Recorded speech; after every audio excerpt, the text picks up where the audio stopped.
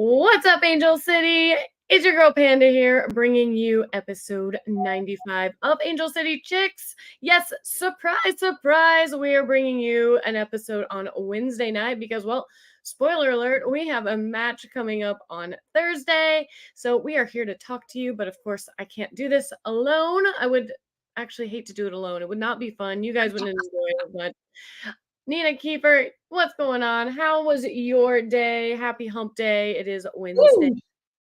Hump day, let's go. I think tomorrow will be even better because we will be at BMO, which is always exciting. Love going out there, but excited to rip the Band-Aid off on this one. This is the one we don't want to talk about. But before we get started, don't forget to like and subscribe. Follow us on all the channels. I promise to upload the episodes for your listening pleasure. And once again, the show is not the same without you. Let us know your thoughts in the comments. This show is all about how you feel, not just Amanda and I. We can be opinionated, but we prefer to know what you think and feel. And don't forget to wear black tomorrow. That is the most important part. And of course, Ben You're chiming really just jumping ahead, aren't you? ready to go. We're wearing black. And as he said, not because our season is on its deathbed, we're still doing okay. As much as we don't want to talk about anything that's happened recently, we are going to black out BMO. We are going to crush the wave tomorrow. Wow. But first, we got plenty more to talk about. No, let's not get too ahead of ourselves because we do have a match we need to talk about. And as this episode indicates, this is one we don't want to talk about for a lot of reasons. The match itself, the injuries that occurred within it, and also I don't know about you, Nina, but I'm exhausted right now. We had a match last night at BMO, an Open Cup match we went to and got home late. Got up, went to work today. Tomorrow, we're going to do the same thing. We're going to get up, go to work, and find our way out to BMO again at 7 o'clock. And I'm tired. I want to talk about a good match. I want to talk about a fun match. I want to talk about a win. I don't want to talk about a loss that is just, oh gosh, it felt, we had some highs, it had some lows, it was a little all over the place. And yeah, we will get into that here momentarily. So without further ado, why don't we jump into some little tidbits on Angel City and see what's going on within our team. What you got there? You got some good news at least, right? Yeah, we got 4 little pieces of good news. We got some call-ups in the house. Ali Riley continuing to represent New Zealand, being called up with them. Claire Emsley, of course, called up for Scotland. And then Casey Fair called up for Korea. Really excited for her. And here's one we haven't seen recently, or I don't think ever, as long as she's been on the team, Giselle Thompson getting the call up for US. Super exciting. Love this. She's, of course, going with the U20 team. We haven't heard those official call-ups yet for the U.S. women's national team, but U20s have selected Giselle Thompson. She is in good hands with them, and they are in better hands with her. Oh, I love it. It's going to be some great experience for her, and no doubt she has definitely earned that. I mean, we'll talk about her here and there, and she's had I think quite a good debut. I see her all over the pitch during these games, so she's gonna start making hopefully a good name for herself on this club because she's done some amazing things. But either way, I digress. Hold on. My notes are being dumb. Sorry. Okay. Speaking of Giselle, one of the next things we want to highlight is something that's very unique. And, we could have put this under NWSL news, but we chose to keep this in Angel City news.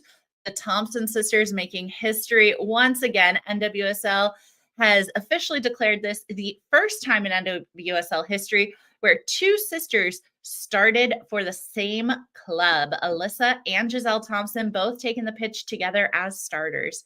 Super exciting. Love to see that. Anytime we are in NWSL history for a positive thing, I'm all in. Absolutely. And I think we've all been waiting for this to happen. So many people have put them together. We know they've got chemistry. We know they know each other. We know they know how to play together. Put them out there. Let them cook. Let's see what they've got. And yeah, it was a lot of fun because that at some point in this season, I think those two are gonna link up for some magic, something fun to talk about. But unfortunately, we're not going to mention any of that on today's pod. So Yeah, Ugh, I know. I know. frustrates.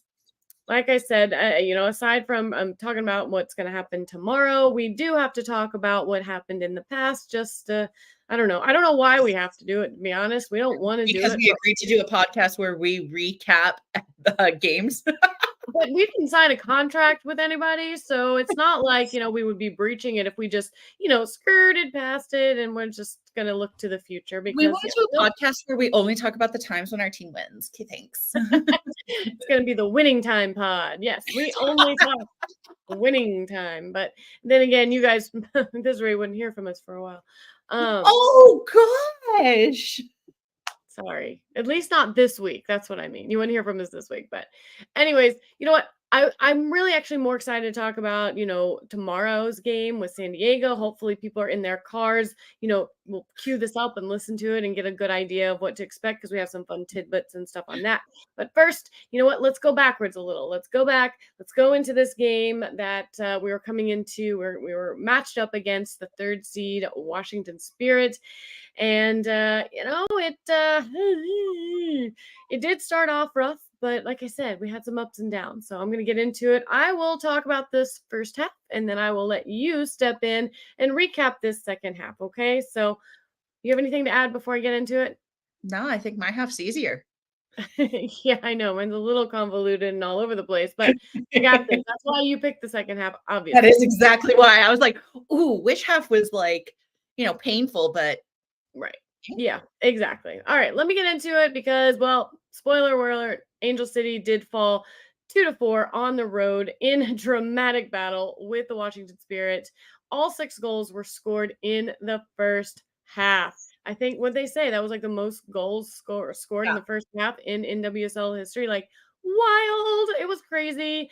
And we had goals by Trinity Rodman, Casey Kruger, and Olimata Sarr scored for Washington. And then we had Sydney Leroux getting on the other end of one of those balls, as well as an own goal forced by Clarice Levion. So let's get into how those happened. And of course, Washington is going to open up the scoring in the 9th minute with a combination play, starting with a nice little lateral ball to Ashley Hatch that she played into the box for forward Olimata Sarr. Now, Sarr was able to beat her mark and send a ball onward to Rodman. Last person we want on the end of a ball like that, because she's going to make a central net crashing run and put her shot into the back of the net for a first goal. And I was like, no, this can't be happening early on. This cannot be happening. We can't go behind like this. Like, we have not given up goals in the first half for most of our games this season. So I knew it didn't look good when that happened. And you know what made it even worse, Nina? Is what happened in the 15th minute. Yeah. The thing that none of us want to see happen, the thing that anytime she goes down to the ground, we all kind of like clutch our pearls and are like, Yeah. no, because we never want to see our Iron Woman, Sarah Gordon, go down and get hurt, but she did. And it was not good. I mean, it was non-contact. She jumped up, came down, her leg kind of buckled, so it was really hard to tell exactly what type of injury it was. You couldn't tell if it was it knee, was it ankle, was it, it didn't seem twisting, so it didn't feel as much like an ACL type of injury. It felt more like a buckling type of thing. Like, I couldn't tell. But should we get into, I mean, I guess they put it out there already. I mean, they Yeah. already talked about it, right? So Rolled ankle. yeah, You she know. rolled her ankle. It's a sprained ankle. I don't want to say that's good because sprained ankles aren't great. They can be very stubborn. They can take a lot of time to heal. Soft tissue Yeah. injuries can be unpredictable. You have to baby them because every single time you take a step, you walk, you do anything on it, you're not allowing it to heal. So if you're not I able mean, to just stay I'm off of it, still recovering from the time I rolled my ankle when I was like 10, and that's the reason why I don't play professionally. yeah, I know. I figured there was a reason why you were not suited up for a lot of these matches. And now I'm glad we finally learned the truth from Nina herself. Her sprained ankle is looming some 20 Yeah. plus years later. So Much let's like hope Sarah Kristen Gordon. Press, I remain on the season-ending injury list. You are forever on the season-ending injury list in that way. But let's hope Sarah Gordon has a much quicker recovery and is able to get back there. I think knowing that it wasn't something more major is probably a little uplifting for her. But either Mhm. way, sending our hats off to her, hopefully a good recovery, a speedy recovery. We need her back there. We really do because, well, as we talk about it, you're going to see why. But we did get Spencer. She did come in. And then Angel City equalized. In the 20th minute, it was by way of an own goal, but still, it was a great cross by Clarice Lebion. It got blocked, and the ball was cleared out of the box. And then Madison Curry sent it back in, and Lebion again fired off a second cross from the left. And defender Boutel was near the goal line, and the ball ricocheted off her leg and into the net. And we got an equalizer, so we're feeling pretty good. We're like, okay, Sarah got hurt. Maybe there's something in their brain that's going, okay, let's do it for Sarah Gordon. Like we Yeah. can't let this game get away from us. We got to be strong defensively. So offensively, we've got to be on it. Now, we're up. It's 1-1 now, and something happened almost right after that. 3 minutes later, they're going to double their lead because Sydney Leroux was able to get on the end of another free kick by none other than Claire Emsley, of course. She sends the ball in with such precision and such grace, and we are able to send a decisive header into the back of the net. And all of a sudden, Angel City finds herself up 2-1, and we're End like, it. Done.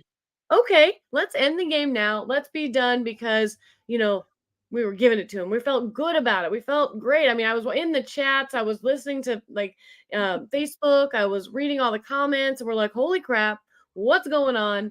Mhm. And thankfully, we were able to get 2 goals because that would be all that we got, unfortunately. Now, it's not going to take long after that for Washington to level this score. It was in the 30th minute that defender Casey Kruger sent a long diagonal pass into the box, which forward Croy Bethune scooped up, tapped the ball to Rodman again.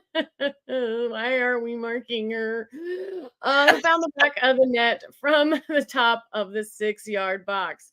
So it's equal. We're now 2-2. Took a little air out of our tires, deflated us a little. And then just a few short minutes later, Spirit are going to pull ahead again, following a chaotic sequence in the box that saw a lot of action. And it saw midfielder Lily Nabet. She made an outstanding save off the line. The ball bounced out to Kruger just outside the 18. And the veteran defender sent her shot just past a screened off Didi Harachich. She could not see that ball well. Obviously, that's why she wasn't able to get to it because there was just so much chaos happening inside that box. It was bouncing here and there, every effing where except outside the net. We needed it to not be inside the net, but it did find it. And now, Spirit it is now 3-2. And oh my gosh, 2 minutes later, are you kidding me? Bethune sprints up the middle of the field in a transition play. Angel City's defense out of shape, discombobulated, not knowing what's going on. She sent a short sideways pass to forward Sar, who found the back of the net inside the 18. And oh my gosh, that that escalated quickly. Yeah. That is exactly what happened in this first half. It just In felt this game, really. That was it. yeah, I mean, it was chaos. It was like I said, it was up, it was down, it was highs, it was lows, it was high. Oh, it was too much emotion. I do not want to be that excited in those kinds of ways for that. But either way, that is how we are going to go into the half, down 4-2. Nina, would you like to tell everybody about the thrilling second half that happened with Angel City? Oh my goodness, yes, the most thrilling thing of the Ooh. season, the second half of this very, very upsetting game. Um, we tried, we really pushed hard in the second half. Alyssa Thompson almost got her first of the season in the 58th minute when she ran onto a through ball from Lebion. A defender clipped her inside the box, but she was able to keep her balance and her shot, hitting goalkeeper Kingsbury's shoulder as she came off her line to try and claim the ball. Kingsbury also saved a 60th minute effort by Rocky Rodriguez, a header that came off of a cross from Lebion. Um, In the second half, also, Heritage had some noteworthy saves of her own. She had a 66th minute stop where she came off her line and claimed a ball to stop a breakaway by Hatch, which we know could have been super dangerous and deadly. But both teams made a bunch of substitutes. There were a couple chances for either side in the last half hour of the game, but that's it. That's it. That's all That's she it. wrote. That's how it ended. If And you didn't watch the first half, you missed everything. yeah, and if you only watch the first half, you miss nothing. So that's how you look Balance. at it, I guess. If you didn't watch any of it, well, we just told you what happened and now you don't have to. So you're welcome. I mean, well, let's talk about some milestones though. So LaRue's goal tonight was the 44th of her NWSL career, and that puts her in officially 10th place, no longer tied in terms of most goals all time in the league. And the awesome thing is, I expect her to climb. I expect her to keep going. So super exciting for her. Alyssa Thompson and Giselle Thompson, as we mentioned before, first sisters in NWSL history to start for the same game and the same club, not opposed to each other. Um, uh, as I mentioned already, Sydney Leroux passing Carly Lloyd, and then Jasmine Spencer, 180th career NWSL regular season match appearance. So we know she celebrated her big accomplishment with her starts, but now she's also celebrating 180 appearances. Super cool utility player in that sense. And Claire Emsley earned her second assist of the season, making it her 8th career NWSL regular season assist.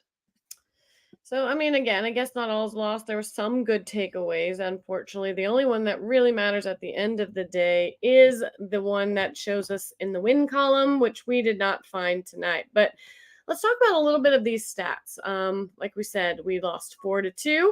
So, 4 of their goals made it in the back to our 2. But you can't, if you don't get them on target, what do you expect? I mean, Yeah. you look at this. You look at this. They had 7 shots of their 15 shots on target. We had 3 of our 13. So we've got to dial up that accuracy a little bit and at least make it, make it so they're having to save some of these, because that's a lot of time where you get those chances. How many times have we been scored upon after we get a ball that's been, deflected or kicked out or not properly cleared and able to capitalize on that? So we can do more of that and try to capitalize on that. I'd like to be the ones giving it out instead of getting it back. So Yeah. what is What sticks out to me most in this is looking at possession. So we had 62% possession with 510 passes. This is a huge number for us. Good pass accuracy with 80%, but what this is really showing is how we almost scrambled a little bit once Sarah got hurt, and we're just trying to pass it around and to find those opportunities, but they are so solid defensively. They're not even allowing us to get on target. I have to give a lot of credit to Washington Spirit because they played some of my favorite soccer where you sit back and you go ahead, have the ball. You're not afraid to relinquish oh, the opportunity in the attack because you trust enough in your defense. And as we saw with an early loss in Sarah Gordon, it was really important to us to try and navigate these new pathways and flows. And unfortunately, it just didn't work out for us. And, the other thing I see here is 5 freaking yellow cards. That's insane. you have to wonder about that a little bit. Like, really? Mhm. Really? I don't know. I mean, I'm sure there were some that were ours, but I feel like, the game didn't feel like we were, that much more aggressive than they were. I don't know. But No. either way, really, they really capitalized on their counterattack and their ability to do so. And, having someone like Trinity Rodman up front to just run with it. I mean, it's going to be impossible to defend almost especially when you don't have the likes of a Sarah Gordon in there who's able to kind of thwart those efforts. So either way, 5 corners to their 2. They had 3 offsides. We had 2. I mean, interesting stats and score lines and everything. But again, I mean, we didn't make it onto the winning side of it. So a lot of that is just kind of a moot point at this point. The Yeah. good thing is though, the league standings didn't throw us into a A major tailspin or change. anything. Yeah, they didn't really do much. And the funny thing is, let's say we beat San Diego Wave tomorrow. We'll talk about it. We don't change that much either. Like we literally would We would switch places with the Wave if we beat them tomorrow. Just looking at these standings, they have 1 point above us, and then the next team, like New York, New Jersey, got them. They have 15 now. Mhm. Obviously, there's Yeah. some yeah. They have a game in hand too, but yeah, that's crazy. Not much is going to change, so we got to do everything we can to just whittle away at those kinds of deficits with the points. Now, It's you want to really talk about? interesting to me because a lot of the times we talk about how it really comes down to the final matches of the season. And here we are halfway through just about in week 9. And you've got Orlando Pride sitting in first place with 24 points and Utah Royals down at the bottom with only 4. I mean, usually there's a little less of a gap between the number 1 and the number 14, but that middle of the table, like you said, you still have plenty of people sitting within, 2 games of each other. The difference between 10 and 16 points is 2 matches, and that could take you all the way up to that 5th place spot, but there is Yeah. a wider gap than I expected to see. It is. I mean, yeah, it's definitely a lot more than what we've been used to. But I mean, yeah, you see Houston Dash with 9 points, and then you've got playoff potential right there at 15. So they could certainly be up there if all goes right. We'll see. But first, we have to get through the Wave, and thankfully this season they haven't been the dominant force that we've really seen the last couple seasons. It seems like they've always been battling at the top and stuff. So we're not seeing that this year. So it gives me a little hope, I think, at the end of the day. This is going to be, well, you've got the stat up there. This is the 8th all time meeting between the two clubs. And if you look at the slide, you can see that we are pretty much even. Like this is going to tip the scales either in a direction or just completely, lock it up Three, to three, three, right 3-3, right? across the board. But I don't want that. I want it to be like 4-2-3. We need to win this game. I mean, this would be amazing. Now, an interesting stat is Okay. the home side has opened the scoring in 7 of the 8 meetings, including doing so inside the first 15 minutes of the last 2 games. So the home team has had the advantage when it comes to scoring first, which is, makes for an exciting thing to anticipate. Because again, when we get on the scoreline early, it's definitely does something to everybody. It gets the crowd into it. It gets all the players into it. So that's it's I kind of think exciting. the most important question going into tomorrow is, do we boo Savannah McCaskill? I'm going, Oh yes. I'm boy. going every time she touches that ball, I want her to remember us. She hasn't done a lot with San Diego Wave since her move. As a reminder to everyone, Savannah McCaskill, who was a first for us in so many ways, our first red card, our first official goal scorer for the team, someone we truly trusted and loved on our team. She became a free agent in the offseason, and she decided to head south to the enemy and betray us and to spit in our faces as she did. So, despite how much she did with us for 2 seasons, she left us to say she wanted a winning team. She wanted to be pushed more. All right, how's that going for you? You've yet to make a mark in San Diego. You got 1 assist, no goals over 9 appearances. I'm just saying, girl, apparently you're not that great. Yeah, there's a little shade thrown, which I don't think was necessary. It's fun to have banter between clubs, but it felt personal, I think. It felt like it's one thing to say, just trying to go in a different direction with my career, trying to see what options are out there for me that can help me grow as a player. But like, I don't know, I think it's the way she said it, and then the little TikTok video of her running in the wrong direction. Mhm.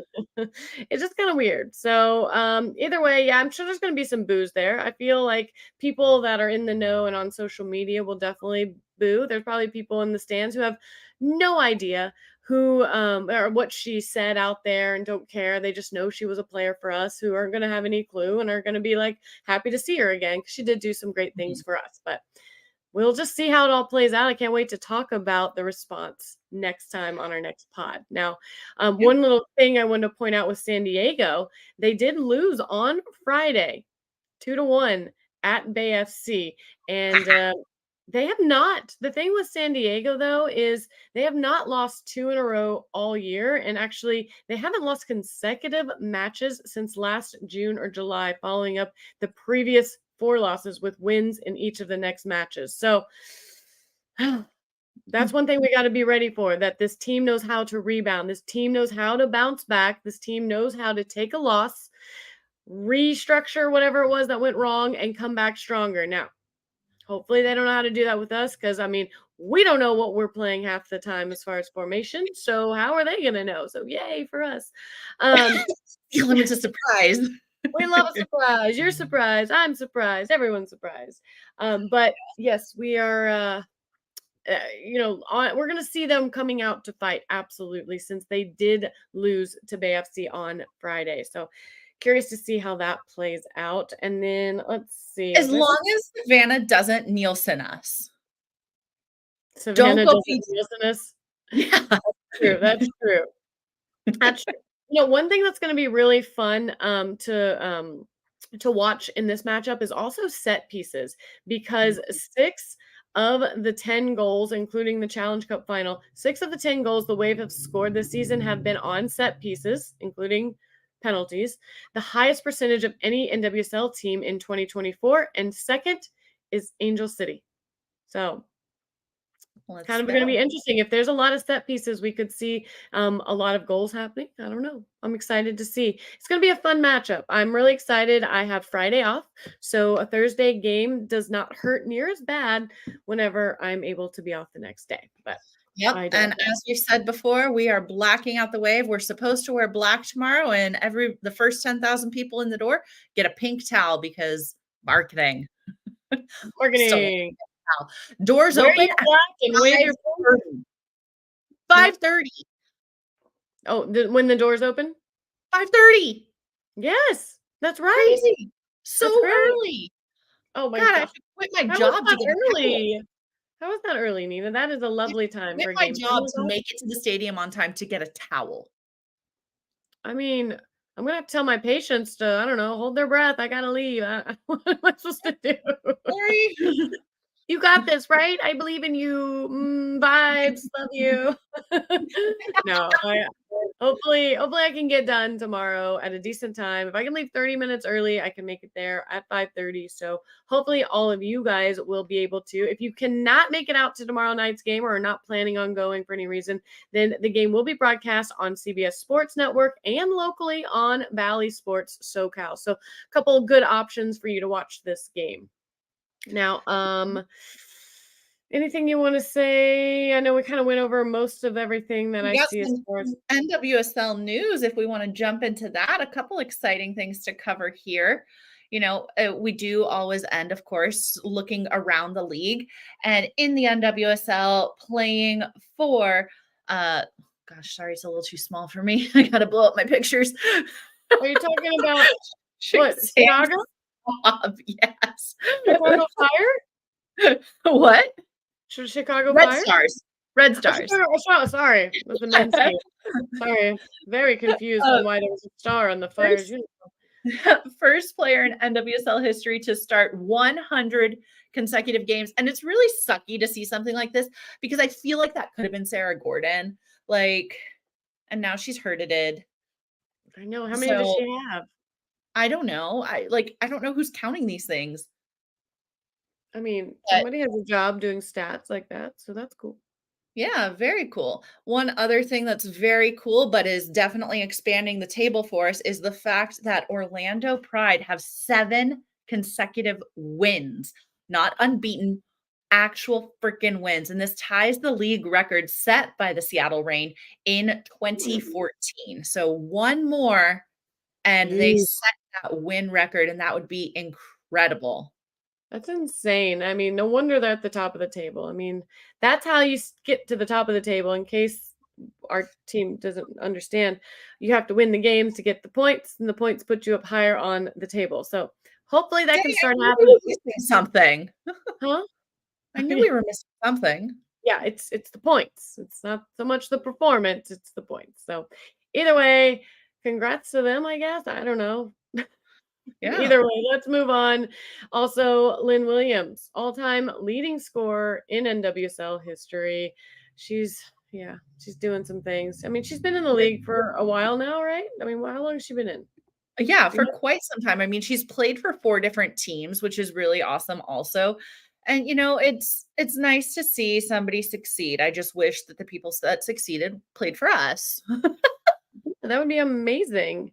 I would love that so much. Yeah, she started, let's see, she started back in 2015 with the Western New York Flash. And then from 2017 to 2021, she was with the North Carolina Courage.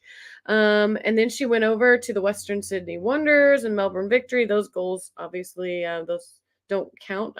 Yeah, those don't Not count. for an NWSL record. Yep, and then Kansas City Current, and then Gotham. So the crazy thing is, with the Current, she had 0 goals. Was she hurt then? Did she get hurt? Can't So remember. weird. Yeah, And yet you're she still winning? What does it say yeah. about the Kermit? Like, Yeah, she awkward. was injured in March of 22. That's why she missed the whole season. So that's why she didn't score.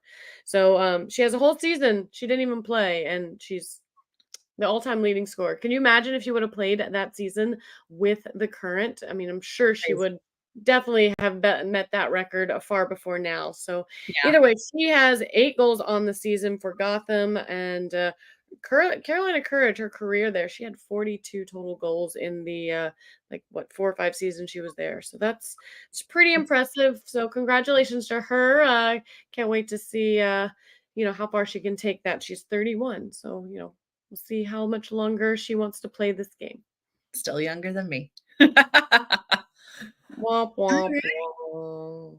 Anything else you wanna share with everybody? I think that's all the news we have. We tried to make this Yeah, episode as painless as possible despite how hard this game was to talk about. yeah, no, I mean, yeah, there's not a whole lot we can say. I don't really want to like mull over, all the things going wrong. I mean, everybody we can see. I mean, you take out a key part of our defense and we're going to suffer. We don't really have a good ability to like pivot, in those instances. Like we rely a lot on our strengths. And Sarah Gordon is a strength. So you take that out all of a sudden, it's like the strongest table leg, you get rid of it. I mean, that table's going to have a hard time staying up. Like the other three don't, know what Yeah, to do. So, they got to figure it out. And I'm hoping maybe MA Vignola can come in and, add some structure to that back line. We're really hoping for that. With that, with Giselle Thompson back there, with Megan Reed. I mean, we still have a lot of good pieces back there. They're probably going to have to do what we hate them doing, which is play a little bit out of their normal positions. yeah. But never know. Maybe someone's going to find a new position they love playing all of a sudden, and Again. it helps solve our problem. Oh, goodness. But Yeah, either we will way, see. I feel like our front line and our forwards, are starting to get a little momentum, a little cohesiveness. So we need our back line to not fall apart because they have always been something that I felt like has showed up for us. Mhm. And I hope that we have figured out a way in this week while we're at practice to get out there and to play the San Diego squad and hold them to 0 goals. So that's what I'm hoping. Lots of hope there. You know how we like to sign off. We have a quote from you, this one coming from our coach, Becky Tweed. She says, "We've got to be more in control of our own destiny. We can't leave our destiny to other people. That's on us as a squad, and that's on us as a staff. We have to reflect and look at the spaces we have to get better in." All right. Well, we're gonna see if they took that advice to heart tomorrow again against the Wave. I hope everybody listening to this is on their way to the game. I hope we see you there. Let us know your thoughts, your comments. You have anything you want us to talk about on this pod? Shoot us a DM or hop on the live chat. Make sure you're subscribed so that you get the notifications about it. So, but until, of course, next time, I only got one thing I'm gonna say, and that's. Bye.